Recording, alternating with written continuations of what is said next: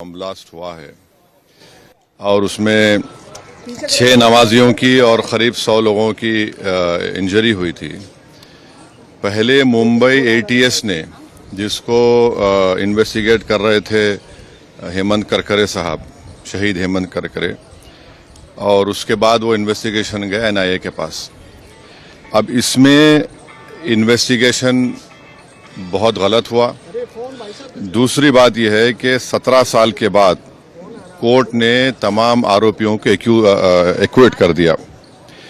हमारा पहला सवाल मोदी सरकार से और महाराष्ट्र की बीजेपी सरकार से ये है कि जिस तरह वो लोग अपनी बेचैनी का इजहार किए थे और ऐसा लग रहा था कि उनके जिस्म में कोई बहुत बड़ी चीज छुप चुकी है, वो सुप्रीम कोर्ट भागकर मुंबई के जो ट्रेन ब्लास्ट में उन्होंने सुप्रीम कोर्ट भागे थे, सुप्रीम कोर्ट को गए, वहां पर जाकर उन्होंने उस जजमेंट पर स्टे लिया।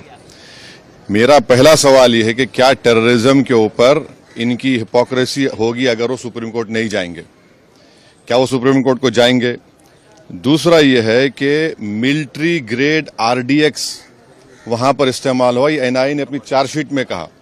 अब ये मिलिट्री ग्रेड आरडीएक्स इस्तेमाल हुआ तो फिर ये कहां से आया?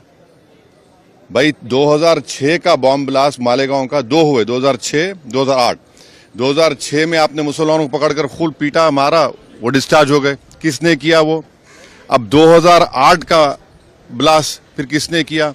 और तीसरा ये याद रखिए कि अगर साध्वी प्रज्ञा ठाकुर की मोटरसाइकिल पर ही वो बॉम्ब रखा गया आरडीएक्स मिलिट्री ग्रेड, और एनआईए ने कहा कि उनके पास नहीं था, वो 2 लोगों के पास था, रामजी कलसांगरे जो अभी तक गायब हैं, तो फिर ये हमको समझ में नहीं आ रहा। फिर मुंबई में जो ब्लास्ट हुआ था 1991 में, उसमें भी एक महिला के नाम पर एक वो गाड़ी थी, क्या बोलते हैं आपकी, मारुति वैन थी, जिसको ना चलाने आता था, उसको आपने कन्विक्शन दे दिया। ये हमको समझ में नहीं आ रहा। हाँ, सुन तो लीजिए ना। अरे भाई, आप लोगों को इतना तकलीफ क्यों होती है? अरे आप नहीं, आप खुल के बोल दीजिए कि आप अरे सुन तो लीजिए ना। आपको बड़ी पेट में दर्द क्यों हो रहा है? अरे ऐसा लगता है तो फिर अपनी बात कर लीजिए, अपना आकाशवाणी कर लीजिए।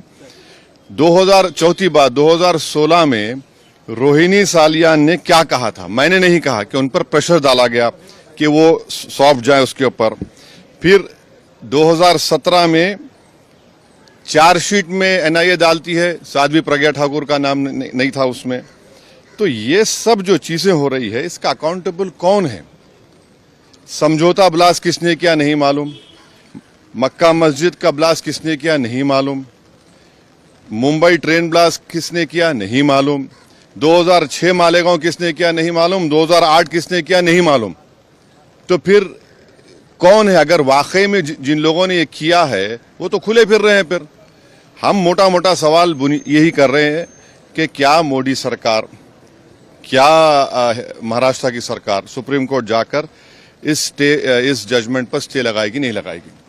आतंकवाद से मुकाबला करने का दोहरा रवैया नहीं हो सकता, और जो मरने वालों का क्लोजर नहीं हुआ, चाहे वो मुंबई ट्रेन ब्लास्ट हो, चाहे समझौता हो, मालेगांव 2006 हो, मालेगांव 2008 हो, मक्का मस्जिद हो, अजमेर ब्लास्ट हो, इसका क्लोजर नहीं हुआ पीड़ित परिवार के लिए जो अपने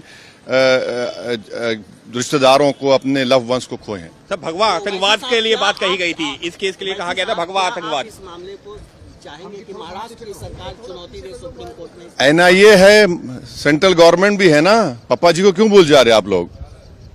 एनआईए भी तो है। एनआईए किसके अंडर काम करती है? एनआईए तो गवर्नमेंट ऑफ इंडिया के अंडर काम करती है।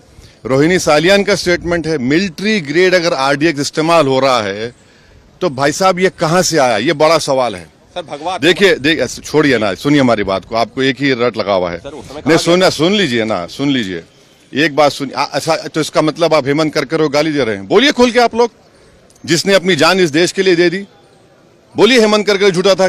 अरे आप एक बात समझिए कि हमारी एनआईए एक प्रीमियर इन्वेस्टिगेशन एजेंसी है।